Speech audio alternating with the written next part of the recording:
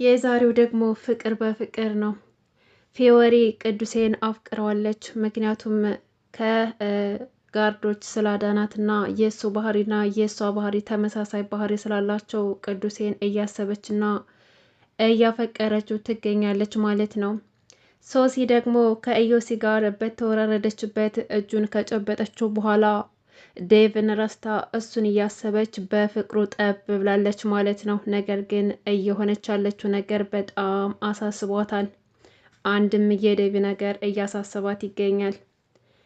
ብሩክና ቅዱስ በፊዮሪ ምክንያት ተደባደቡ። ሰላም ሰላም! ውድና የተከበራችሁ ቤተሰቦቼ እንደት ናችሁ? ደህና ናችሁ? ከኔ ጋር ሁሉም ሰላም ነው። ለቤት አዲስ ከሆናችሁ ሰብስክራይብ ያደርጋችሁ ቤተሰቡ ነው። እንዲሁም ነባር ቤተሰቦቼ እንኳን ደህና መጣችሁ። ዛሬ አፍላ ፍቅር ክፍል 110ን ይዘን መጥተናል። በዚህ ክፍል እንግዲህ ብዙ ነገር ታይቷል ማለት ነው። ደስ የሚልም ነገር አለ። እንግዲህ ፊዮሪ እና ቅዱሴ ከጋርዶችን ደብድበው አምልጠዋል ማለት ነው። ከዛም መታ ደግሞ ፊዮሪ ጸጋን እንዴት ታደርጊያለሽ? እንዴት ለኔ ጋርድ ትልኪያለሽ ብላ ስጮህባት ነበረ። እገልሻለሁ እያለች ስታስፈራራት ነበር። ጸጋ ደግሞ እኔ አንቺን መጉዳት ብፈልግ ለአንቺ ጋርድ አልቀጥርም፣ እኔ ማረግሽን አታውቂም፣ ስለዚህ ከኔ ራቂ፣ ብታርፊ ይሻልሻል። ቆይ ከኔ ምንድን ነው የምትፈልጊው? አለቻት። ፊዮሪም ደግሞ አንቺ ንገሪኝ እንጂ ከኔ ምንድን ነው የምትፈልጊው? ቆይ ለምንድን ነው የሰዎችን ህይወት እየገባሽ የምታመሰቃቅሊው? አሁን ደግሞ ወደ እኔ መጣሽ፣ ምንድን ነው ከኔ የምትፈልጊው? ትላታለች። ጸጋም ደግሞ እሷ እንዳላከቻቸውና ከእሷ መራቅ እንዳለባት ነገር ግን እማትርቅ ከሆነ የማትወጣው ችግር ውስጥ እንደምትገባ ትነግራታለች። ከዛም በኋላ ትታት ትሄዳለች ማለት ነው።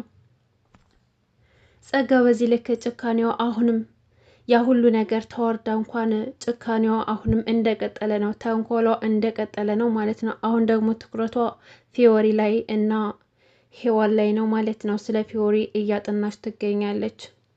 እንግዲህ ቅዱሴ ደግሞ ፊዮሪ ደስ እንደምትለውና እንደዚህ አይነት ባህሪ ያላት ሴት እንደምትመቸው በጥፊ እያጋጫት እሷም ደግሞ እያጋጨችው እየተደባደቡ መጨረሻ ላይ ደግሞ ደስ የሚል ፍቅር ማሳለፍ እንደሚፈልግ ነግሯት ነበር ማለት ነው። ፊዮሪ ደግሞ ይሄ ነገሩ በጣም አስገርሟታል። እንዴት እንደዚህ ሊሆን ይችላል? ይሄ ቀውስ ልጅ እያለች በየደቂቃው ስለሱ እያሰበች ትገኛለች ማለት ነው። እንደ አጠቃላይ ፊዮሪ ቅዱሴን እየወደደችው ነው ማለት ነው። አሁን ላይ ዙፋኗን እየረሳች ቅዱሴን እየቀረበችው ትገኛለች። ምክንያቱም በባህሪው ተመሳሳይ ከእሷ ጋር የሚሄድ አይነት ወንድ ስለሆነ ይሄን እንደዚህ አይነት ወንድ ደግሞ ለእሷ ምርጫዋ ነው ማለት ነው። በባለፈው እንግዲህ ብሩክ ሁለተኛ ከሰው ጋር እንዳትጣላና እንዳትደባደብ ይህን ኃይለኝነቷን ማቆም እንዳለባት ቃል አስገብተዋት ነበር። ነገር ግን በእርግጥ ራሷን ለመከላከል ነው ያደረገችው። ነገር ግን ቃል የገባችለትን ነገር ስለሰበረች ጸጋ ሄዳ ፊዮሪ ከሰው ጋር ተደባድባለች። ቅዱስ ከሚባል ጋጥ ወጥ ጋር ቡድን መስርታ ሰው ትናንትና 2 ሰዎች ደብድባለች ብላ ለብሩኬ ሂዳ ነገረችው ማለት ነው። ብሩኬ እንግዲህ ጸጋን መስማት ባይፈልግም ለመስማት ተገዷል። ምክንያቱም የፊዮሪን ስም ስላነሳችበት ማለት ነው። ነገሮቹን ሲሰማ በጣም ተናዶ ነበር። እንዴት እንደዚህ ታደርጋለች? ቃል ገብታልኝ ነበረ እቺ ቀውስ የሆነች ልጅ እያለ እሷ ጋር ሄዶ ፊዮሪ ጋር ሄዶ ይጮህባታል ማለት ነው። እንዴት እንደዚህ ታደርጊያለሽ? ይላታል። ፊዮሪም ደግሞ ምን አደረግኩኝ? ምን ተፈጠረ? አለችው።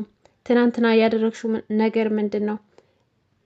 ቅዱስ ከሚባል ልጅ ጋር ሁነሽ 2 ጋርዶችን እንደደበደብሽ ያልሰማሁ ነው እንደ መሰለሽ? አላት። ፊዮሪም ደግሞ ጸጋ ናት አይደለ የነገረችህ? እኔ ይሄን ሁሉ ነገር ያደረግኩት ራሴን ለመከላከል ብቻ ነው። ስለዚህ እነሱን ደግሞ እሷ ናት የላከቻቸው። ቆይች ልጅ ምን ባድርጋት ነው ከህይወት የምትወጣልኝ? ምንድን ነው የምትፈልገው ከኔ? እያለች የምትለው ብሩኬ ግን ይሄ ነገር እኔ አያገባኝም። አንቺ ሲጀመር ከቅዱስ ጋር ምንድን ነው ያለሽ? ማን ነው ይሄ ቅዱስ የሚባለው ሰውዬ? እያለ ሲጨቀጭቃትና ሲቆጣት ፊዮሪ ደግሞ አንተ ምን አገባህ? ስለ እኔ ምን የሚመለከትህ ነገር አለ? አትጨቅጭቀኝ፣ በቃ ተወኝ፣ ምንም የሚመለከትህ ነገር የለም ብላ ስትለው ብሩክም እንግዲህ እንዴት ነው የማይመለከተኝ? ስላንቺ እጨነቃለሁ፣ አስባለሁ አላት። ለምንድነው የምትጨነቅልኝ ብላ ስትጠይቀው እህቴ ስለሆንሽ ስላንቺ ማሰብ የለብኝም ማለት ነው አላት። እንደዛ ሲጨቃጨቁ ቅዱስ ይመጣና ደግሞ ማንህ አንተ የምትጋተታት ምንድነው የምትፈልገው ከሷ ሲለው አንተ ደግሞ ማንህ አለው። ከዛም በኋላ ፊዮሪ ተረጋጋ ይሄ ቅዱስ ማለት ነው ብላ ልትነግረው ስትል እሷን ሳይሆን እኔን ጠይቀኝ እኔ ቅዱስ እባላለሁ የተማሪዎች ቦዝ ነኝ ብሎ ሲለው እሱም ደግሞ ምን አገባ በእኔና በሷ መካከል አትግባ ደግሞ ከሷ ጋር ያለህ ነገር ምንድን ነው ምንድን ያላችሁ ነገር ብሎ ሲለው ምን አገባህ ምንድን ነው የሚያስጮህ ሲለው ፊዮሪም ተረጋጋ ብሩኬ ተረጋጋ እንደዛ አይደለም ቅዱስም ደግሞ ተረጋጋ አንተ እዚህ ውስጥ አትግባ እኔ ነገሮች ሁሉ በራሴ እወጣዋለሁ ብላ ስትለው ቅዱስ ግን ሊሰማት አልቻለም። አሁንም ከብሩኬ ጋር ተፋጧል። ከዛም በኋላ ኦኬ ይሄ ነው እንደ ብሩክ ማለት ቆይ አንተ በዚህ ሰዓት እዚህ ምን ትሰራለህ? በአሁኑ ሰዓት እኮ ከፍቅረኛ ጋር ነበር መሆን የነበረብህ እዚህ ምን እየሰራህ ነው ብሎ ሲለው ብሩኬ በጣም ተናደደ። አንተ ማን ስለሆንክ ነው ስለ እኔ እንደዚህ የምትናገረኝ? ያገባሃል? ምን አገባህ ስለ እኔ ማንህ አንተ ብሎ ሲለው ከዛም በኋላ ቅዱሴም ማንነቴን አሳይሃለሁ ና ይዋጣልን እንፋለምና ማንኛችን ቦዝ እንደምንሆን እናያለን። በቃ የት ይመቻል ይዋጣልን ብሎ ሲለው ፊዮሪ በጥፊ መታችው ቅዱስን። ቅዱስ ደግሞ ሊመታት ቢፈልግም ነገር ግን ከሴት ላይ እጁ ማንሳት ስላልፈለገ ከሱ ፊት ከብሩኬ ፊት መማታት ስላልፈለገ ትቷት ይሄዳል ማለት ነው። ብሩክም ተናዶ ትቷት ሄደ። ፊዮሪ በጣም ተናደደች። እየተፈጠረ ያለው ነገር በጣም አበሳጫትና ብቻውን ቁጭ አለች። ቅዱስ እንግዲህ ቤዛንም ይፈልጋል። ቤዛን በቁጥጥሩ ስር ማድረግ ይፈልጋል። ምክንያቱም እልህኛና አትንኩ ባይ ስለሆነች እሷን በቁጥጥሩ ስር ማድረግ ይፈልጋል። ይሄ ነገር ደግሞ ያሬድን እያናደደውና እያበሳጨው ይገኛል። እንግዲህ ቅዱስ ቤዛን አናግሯት ነበረ። ቤዛ ትናንትና የተፈጠረው ነገር ምንድን ነው ብላ እየጠየቀችው፣ እሱም ደግሞ ምን አገባሽ ስለምንድን ነው የምትጠይቅኝ? አንቺ የት ነበርሽ? አንቺ ፌንጣ እያለ ሲያናግራት፣ አይ እኔ እኮ እዚህ መጥቼ ልጠይቅህ ብዬ ነው የተፈጠረውን ነገር ልጠይቅህ ብዬ ነው ከአንተ ማወቅ ስለፈለግኩኝ ነው እያለች ትነግረዋለች። እሱም ደግሞ በሱ ቁጥጥር ስር እንደሆነችና እሱ ያላትን ነገር ሁሉ ማድረግ እንዳለባት እንዲሁም ደግሞ የእሱ ፍቅረኛ መሆን እንዳለባት ኔ ሲላት መምጣት መሄድ ሲኖርባት እሱን አስፈቅዳ መሄድ እንደምትችል ይነግራታል ማለት ነው። ቤዛ ደግሞ ይሄ ድርቅና አልተመቻትም። እሷም ደረቅ እሱም ደረቅ ሲጨቃጨቁ ያሬድ ያያቸዋል። ያሬድ ደግሞ እሷና እሷ አንድ መሆናቸውን አልተመቸውም። ቤዛን አግኝቷት አናግሯት ነበረ። ምንድን ያወራሽ ብሎ ሲላት፣ አይ በሰላማዊ መንገድ እያወራን ነበረ ስለሆነ ነገር አለችው።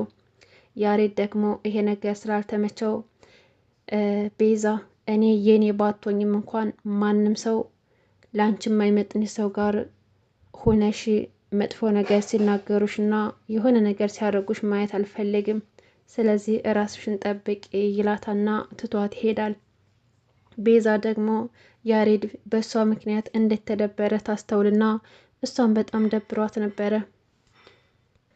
ሶሲ እንግዲህ ኢዮሲን ከጨበጠችው በኋላ ስለሱ እያሰበች 24 ሰዓት ዴቭን ትታ እሱን እያሰበች ትገኛለች። ይሄ ነገር ደግሞ እሷን በጣም እያስጨነቃት ነው። እንዴት ሊሆን ቻለ? ምን ሲያንቀለቅለኝ ሄጄ እሱን ጨበጥኩኝ እንዴ? ዴቭዬን ለማን ትቼ ነው እሱን ማስበው? ቆይ የዛን ቀን ምን ነክቶኝ ነው እንደዛ ያሯሯጠኝ? እኔ እኮ ይሄ አፈ ታሪክ መስሎኝ ነው እንጂ መስተፋቅር እንዳለ አላምንም ነበር። እሺ አሁን ምን ሊውጠኝ ነው እያለች ብቻዋን ትጨነቃለች ማለት ነው።